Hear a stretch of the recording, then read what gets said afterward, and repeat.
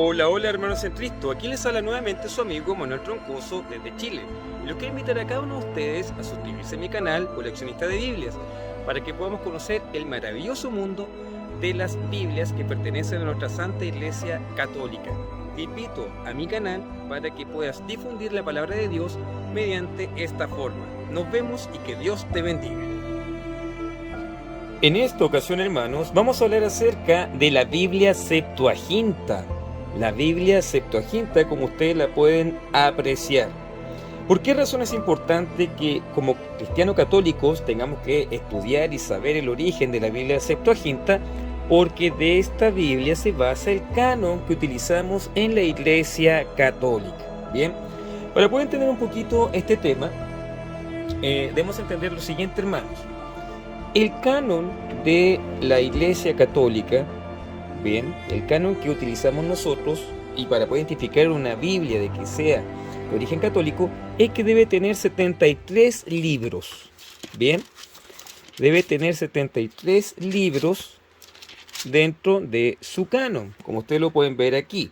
Bien, y se incluyen los libros que están en la Biblia griega de Tobías, Judith, Esther, Primera y Segunda de Macabeos, y también los libros que podemos apreciar aquí como Eclesiástico y Sabiduría. Bien, son 7 libros. Entonces, en total, en el Antiguo Testamento, la Biblia Católica tiene 46 libros y tiene 27 libros en el Nuevo Testamento. 46 libros en el Antiguo Testamento y 27 libros en el Nuevo Testamento, lo que nos da un canon total de 73 libros, ya que nosotros como cristianos nos basamos en la Septuaginta. Bien, coincidentemente con esto, la primera Biblia protestante, es decir, la Biblia del Oso, también cuenta con 73 libros.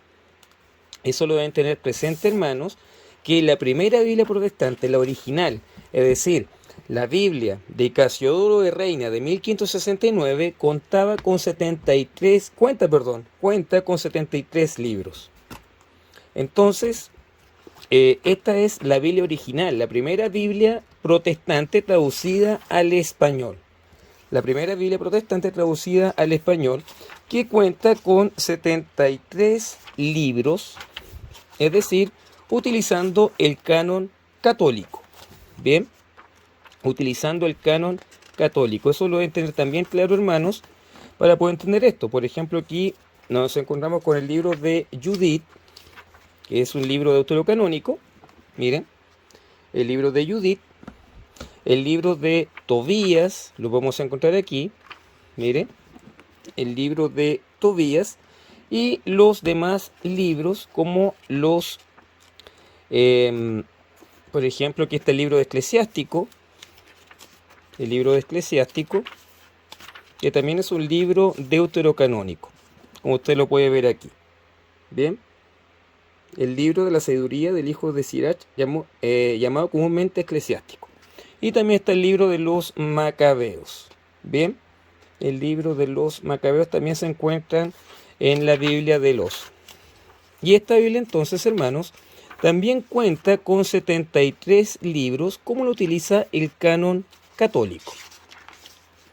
Esta entonces, el primer libro de los Macabeos. Y esta es una Biblia protestante. Es la Biblia, la famosa Biblia del Oso de Casiodoro de Reina de 1569.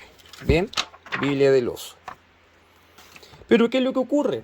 Actualmente los hermanos separados en sus Biblias, y esta es la más común que ellos utilizan, que es la Biblia Reina Valera 1960, no tienen los 7 libros deuterocanónicos, no los tienen. La de 1569 sí tenía los libros deuterocanónicos, la de 1602 sí tenía los libros deuterocanónicos, pero aquí Valera le llamó apócrifos, a diferencia de Casiodoro de Reina, que sí los había incluido como deuterocanónicos. Y en 1862, 1909, 1960 ya no tiene los libros deuterocanónicos. Es decir, esta Biblia es mutilada, no está completa. Bien, no está completa. ¿Y por qué razón? Porque en el año 1825 los protestantes eliminaron los libros deuterocanónicos en esta Biblia Reina Valera. Bien, los eliminaron. Entonces ya no están dentro del canon protestante. Entonces si los protestantes estudiaran la historia de su iglesia, sabrían que si tuvieran una Biblia protestante de 1810, esa Biblia sí tenía los libros deuterocanónicos, al igual que una Biblia de 1790, etc. Esas Biblias protestantes sí contaban con los libros deuterocanónicos en español, ya que fueron eliminados en el año 1825. ¿Bien? ¿Y por qué razón pasa esto? Porque desde el origen de la Reforma Protestante, Lutero rechazó el canon de la Septuaginta. Sí, hermanos, lo rechazó. Y Lutero solamente aceptó el canon de la Biblia hebrea, es decir, el canon palestinense. Y el canon palestinense no acepta los libros deuterocanónicos, no los acepta. Y lo vamos a ver durante el desarrollo de la explicación de este video. Bien, entonces, hermanos, los protestantes utilizan el canon palestinense y los cristianos católicos y los ortodoxos utilizamos el canon bíblico que viene desde la Septuaginta. Y hay muchas pruebas que demuestran que los cristianos primitivos utilizaron esta Biblia, no esta. ¿Por qué razón utilizaron esta? Porque esta ni siquiera existía como canon. Recuerde que canon quiere decir que están aprobadas que han sido inspiradas por Dios. Entonces, el canon hebreo, después de la muerte de Cristo, aún no estaba completo. En cambio, la Septuaginta sí. Y esta Biblia es de 2 siglos antes del nacimiento de Cristo. Bien. Y también recordemos que los cristianos primitivos escribieron el Nuevo Testamento en griego. ¿Y por qué lo escribieron en griego? Porque ellos se basaron de la Septuaginta para hacer las citas de la Biblia griega que estaba en Koiné. ¿Se fija? Entonces, este Nuevo Testamento, realizado por los cristianos primitivos, se basó de la Septuaginta y no se basó de la Biblia hebrea, no se basó de esta para poder basar los textos que se utilizaron en la Biblia, es decir, en el Nuevo Testamento cristiano. Entonces debe quedar bien claro eso, hermanos. Entonces vamos a hojear un poco esta hermosa Biblia Septuaginta, como ustedes la pueden ver aquí, es una edición bastante bella. Para poder conocerla en su interior. Aquí dice Septuaginta,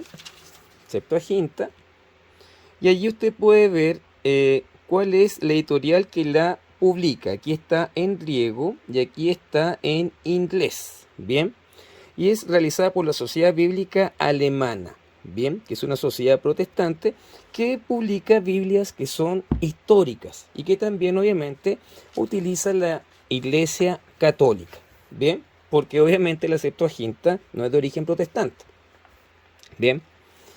Y aquí usted puede ver que es la Septuaginta, edición altera, edición revisada e impresa en Alemania. Y esta edición es del año 2006. Bien, es del año 2006. Entonces aquí usted puede ver los libros de la Biblia ¿cierto? Y aparecen las abreviaturas y el nombre en griego, y aparece el nombre griego y cómo se escribe también en griego. Bien, seguimos avanzando. Aquí aparecen los demás libros, como usted lo puede ver, todos escritos en griego, ¿cierto? Y aquí podemos ver los libros deuterocanónicos, Judith, Tobías, también los Macabeos, libro de los Macabeos, como usted lo puede contemplar, y aparecen los demás libros, que son los libros deuterocanónicos, pero que no son aceptados por los protestantes. Bien, aquí está la Biblia entonces griega. Aquí aparece la introducción por la Sociedad Bíblica Alemana. Como usted lo puede ver, está esto en alemán, origen alemán. Introducción de la siguiente revisión. Aquí se encuentra en inglés, en donde hace la presentación de la nueva edición de la Biblia de Alfred Raff, crítica, en una edición pequeña, ¿cierto? Y que no es fundamentalista, y que sirve para que las diversas confesiones religiosas puedan traducir la Biblia. Bien, porque esta es una base para poder traducir las Biblias, hermanos. Ya hice otro video en donde se muestra que las personas que traducen la Biblia a los diferentes idiomas se tienen que basar en la Septuaginta, bien, o en la Biblia hebraica Stuttgartense, que es la que yo acabo de mostrar, y el Nuevo Testamentus Grace, que también lo mostré, para poder hacer las traducciones en los diferentes idiomas del planeta. Bien, aquí hay otra introducción de los textos de la Septuaginta, que es un legado del mundo judío, y aquí se habla acerca de la historia, en donde asegura que la Biblia griega o Septuaginta es una colección de escritos, y la mayoría de ellos traducidos del hebreo, y algunos compuestos originalmente en griego. Bien, esta traducción de la Biblia se produjo a lo largo de 4 siglos, desde el siglo III a.C. hasta el siglo I después de Cristo. Originalmente, el nombre de la Septuaginta en griego indicaba el número que, según los eruditos de aquella época, había tenido un origen legendario. Hay una carta, hermanos, que se llama la Carta de Aristea, ¿ya?, que habla de un origen legendario de esta Biblia, en donde tradujeron desde la Torá judía en el tiempo del rey Ptolomeo II Filadelfo, quien gobernó del año 285 hasta 246 a.C. en la ciudad de Alejandría, Egipto. Y estos 72 traductores pasaron a realizar esta obra que está aquí sobre la mesa. Bien, sobre la mesa. Entonces, si usted se da cuenta, esta Biblia es de tamaño pequeño. Aquí está escrito en alemán, como ustedes se pueden dar cuenta. Y aparece esta introducción. Aquí aparece la historia de la Biblia de la Septuaginta, que ya se encuentra en inglés. Entonces, de los orígenes de la traducción cristiana se extendió el nombre a todos los escritos que integra la Biblia griega. La Biblia hebrea y la Biblia griega difieren en múltiples aspectos. Por ejemplo, recordemos que la Biblia griega, en esta Biblia, se hace una división de los libros distinta a la que se hace en la Biblia hebrea, como lo vamos a ver más adelante. También la diferencia entre la Biblia hebrea y la Biblia Septuaginta, que es esta, es que la Biblia hebrea hace una agrupación distinta de los libros, ¿cierto? Distinta. Por ejemplo, la Biblia hebrea habla de el Humash, ¿cierto? Es el Humash, y también se le conoce como los Nevin, Ketuvim, ¿cierto? En donde tenemos los escritos, los profetas y también el Pentateuco, ¿cierto? Entonces, cuando hablamos de la Biblia hebraica, se divide en 3 puntos, en donde aparece la ley, en donde aparecen los escritos sapiensales y aparecen los profetas. Bien, los profetas. Entonces, la Biblia hebrea se divide en 3, ¿ya? En su agrupación. También en los títulos de los libros, por ejemplo, en la Biblia hebraica, como usted lo puede ver aquí, esto está en hebreo, recuerda que se abre al revés, al contrario como lo hacemos nosotros. Los libros de la Biblia hebraica están en hebreo y los nombres corresponden a las primeras palabras que aparecen en cada uno de ellos. Por ejemplo, en la Biblia hebrea, el primer libro se llama Bereshit, Bereshit, ¿cierto? Que significa el comienzo, el inicio, el origen. Bien, en cambio, nosotros acá, en las Biblias actuales, hablamos del primer libro de la Biblia como el Génesis. ¿Y por qué el Génesis? Porque así lo llama la Biblia griega. El nombre Génesis viene del griego, viene de la Septuaginta, hermanos. No viene del hebreo. ¿Se fija? Ahí está, el Génesis. El Génesis. Y también, aparte de los títulos de los libros, es el número de libros que tiene cada una, ¿cierto? Recordemos entonces que el canon es distinto. Nosotros heredamos el canon de los 43 libros del Antiguo Testamento de la Septuaginta, y los hermanos separados heredaron el canon de 39 libros en el Antiguo Testamento de la Biblia hebraica. Bien, entonces eso para poder entenderlo un poco más. Después continuamos diciendo que la Biblia Septuaginta incorpora la traducción de todos los libros incluidos en el canon hebreo, y además una serie de libros que son los llamados deuterocanónicos, que en la tradición católica nosotros le definimos así, deuterocanónicos, que significa del segundo canon, y que los hermanos protestantes o los hermanos separados les llaman apócrifos, que significan ocultos. Unos traducidos del hebreo o arameo y otros compuestos originalmente en griego, como Sabiduría, los libros de los Macabeos, o transmitidos fundamentalmente en griego, como Judith, Tobit, Eclesiástico, Baruch y las cartas de Jeremías. Bien. La división de los libros de la Septuaginta están divididos de la siguiente forma: en Pentateuco, en libros históricos, libros poéticos y sapiensales y libros proféticos. En la Biblia hebrea recordemos que está dividido de otra forma, bien, de otra forma, porque recordemos que la Biblia hebrea se llama el Tanakh, ¿cierto? El Tanakh, en donde se divide en la Torá, los Nevi'im y los Ketuvim. Así se divide la Biblia hebrea, en la abreviación el Tanakh. Ahora, el alcance cultural de esta primera Biblia, o traducción de la Biblia al griego, oficialmente se puede sobrevalorar. Se trata de un fenómeno en buena parte sin precedente en la antigüedad y constituye el mayor logro de escritos traducidos al griego helenístico, y es el primer, escuche bien hermanos, es el primer texto en donde se explica la sabiduría del pueblo de Israel en una lengua universal, es decir, de una lengua semítica a unos moldes lingüísticos indoeuropeos. Es decir, por primera vez la sabiduría de los hebreos se da a conocer al mundo mediante la Septuaginta. Bien, tal como ahora el idioma universal es el inglés, en aquella época el idioma universal era el griego. Bien, y de esta forma la cosmovisión judía se extendió por todo el mundo antiguo gracias a esta obra.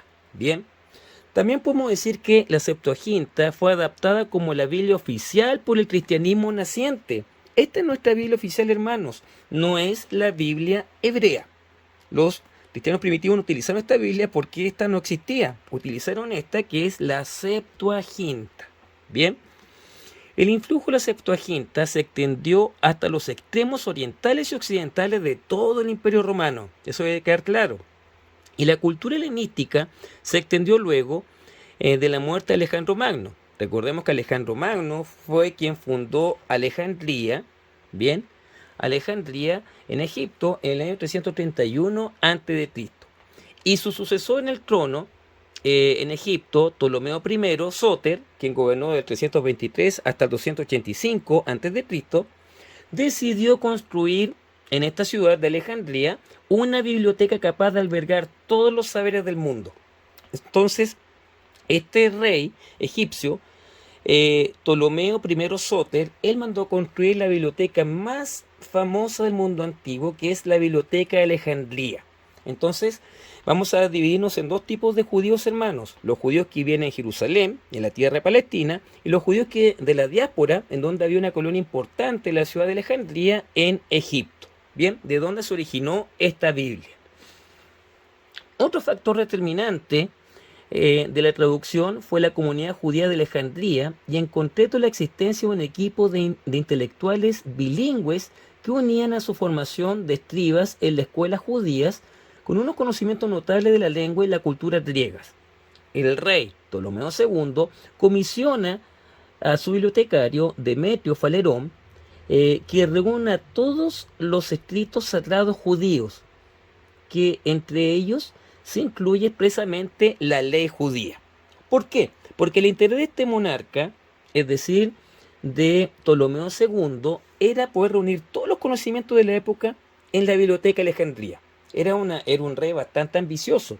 Entonces le encargó a Demetrio Falerón que fuera hasta Jerusalén para hablar con el sumo sacerdote de Israel en aquella época, quien era el sumo sacerdote Eleazar, y le pidió que designe un grupo de traductores competentes para tal empresa. Y Eleazar elige, según la tradición, ¿cierto?, a 6 judíos por cada una de las tribus, lo cual nos da un total de 72, porque 6 por 12 son 72. Y de ahí viene el origen de que estos 72 sabios fueron quienes tradujeron la Biblia desde el hebreo al idioma griego. Bien, entonces, si seguimos avanzando en la Biblia, aquí podemos ver entonces que aquí estamos en el libro del Génesis, como usted lo puede contemplar, y todo esto está en griego. ¿Se fija, hermanos? Está en griego, y aquí está el nombre del Génesis, de donde está el nombre actual, que nosotros le llamamos a ese libro, no le decimos Bereshit, sino que le decimos Génesis, porque tenemos la herencia de la Septuaginta. Tenemos la herencia de la Septuaginta. Y lo me ocurre, mira aquí, con el libro de el Éxodo, el segundo libro de la Biblia. Ahí está en griego. Éxodus. ¿Se fijan, hermanos? Entonces, tenemos esa herencia.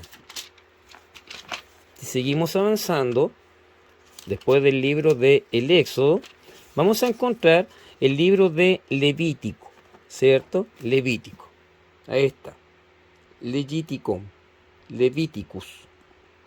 En griego. Después tenemos el libro de Números, Apiumo, Numeri. ¿Se fija? Entonces ahí podemos contemplar esta traducción que está escrita en griego a petición del rey Ptolomeo II. Bien.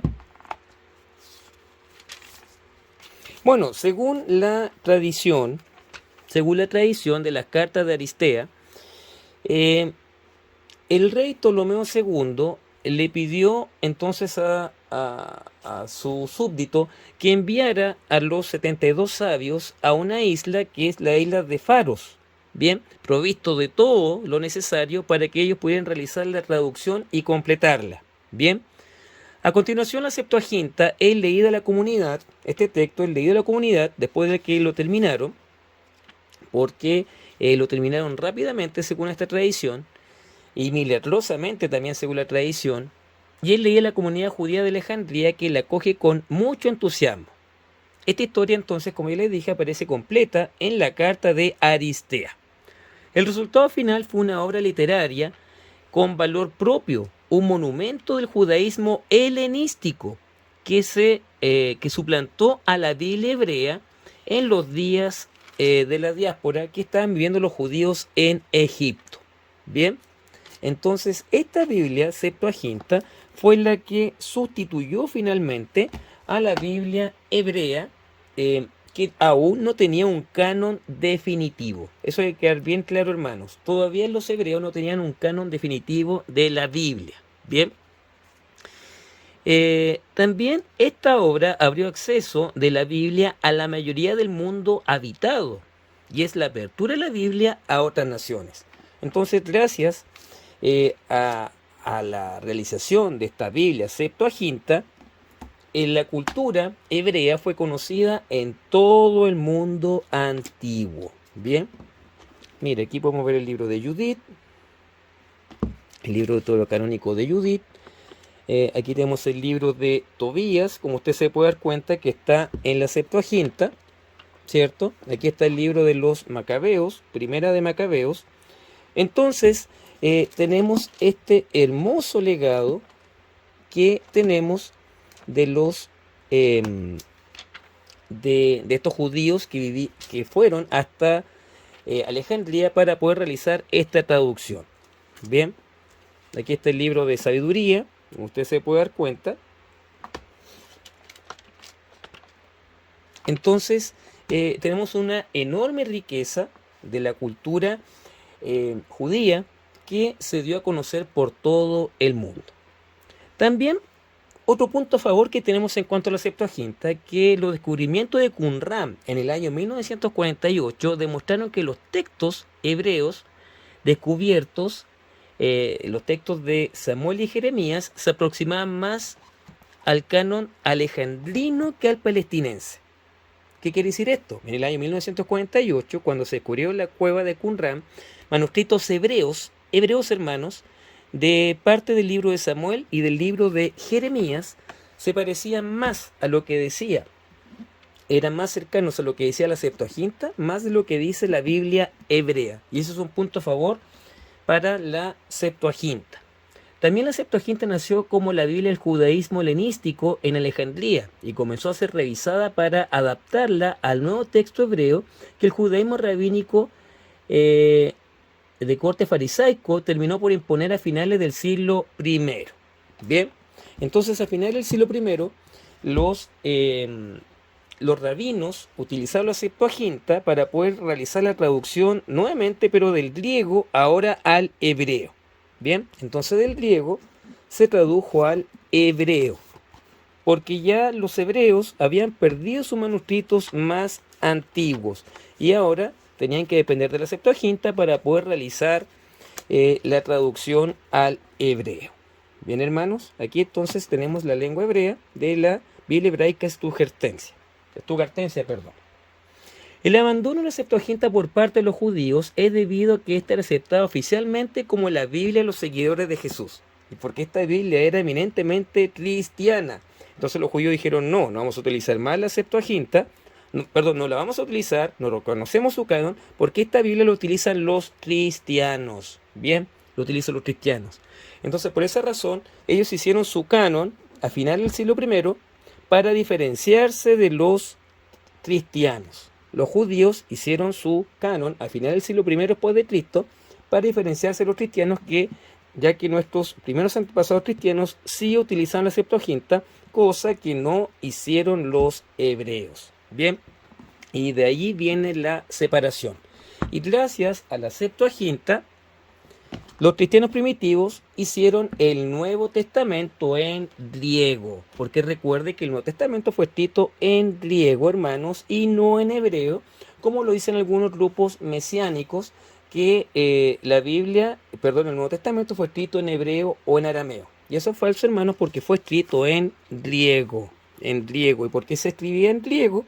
Porque de esta forma se podía extender el evangelio más rápidamente por el mundo antiguo, porque era una lengua universal en aquella época, que después fue desplazado por el latín, y por esa razón después tuvo que surgir la Septuaginta. Bien, entonces, hermanos, aquí podemos ver la Biblia Septuaginta. Es una edición bastante bella, como ustedes la pueden observar. Se la recomiendo para que la tenga en su biblioteca, y si usted aprende griego, mucho mejor, para que le saque provecho. Yo aún no sé hablar griego, pero igual me gusta tenerla en mi biblioteca porque es parte de la historia de nuestra iglesia. Es parte de la historia de nuestra iglesia, porque de aquí se origina el canon que utilizamos actualmente los cristianos católicos y los cristianos ortodoxos. Bien, y que los primeros protestantes que hablaban español lo utilizaron en la Biblia del Oso, ya que esta Biblia del Oso cuenta con 73 libros, pero que lamentablemente por la ciudad de Lutero, hermanos, y simplemente por soberbia, por la ciudad de Lutero, ahora su canon solamente es de 66 libros y no de 73, ya que eliminaron los 7 libros deuterocanónicos. Bien, bien hermanos, esa ha sido entonces la revisión de la Biblia Septuaginta, una hermosa Biblia publicada por la Sociedad Bíblica Alemana, en donde podemos ver que tiene papel Biblia de bastante calidad. Es una Biblia bastante bella, elegante, que tú debes tener en tu biblioteca. Bien, como buen estudiante de la Biblia y como todo buen católico, porque esta Biblia es parte de nuestra historia en el cristianismo primitivo y en el cristianismo actual, hermanos. Bien, bien, me despido. Recuerda, hermano, suscribirte en mi canal Coleccionista de Biblias, para que así muchas más personas puedan conocer el maravilloso mundo de las diversas traducciones de nuestra amada Iglesia Católica. Comparte este canal con tus conocidos, con tus amigos, para que de esta forma también podamos divulgar la palabra de Dios, porque esta también es otra forma de evangelización. Bien, hermanos, nos vemos entonces en un próximo video, si Dios así lo quiere, y que Santa María siempre Virgen ruegue por cada uno de nosotros. Chao, que estén todos ustedes muy bien y que el Señor les bendiga.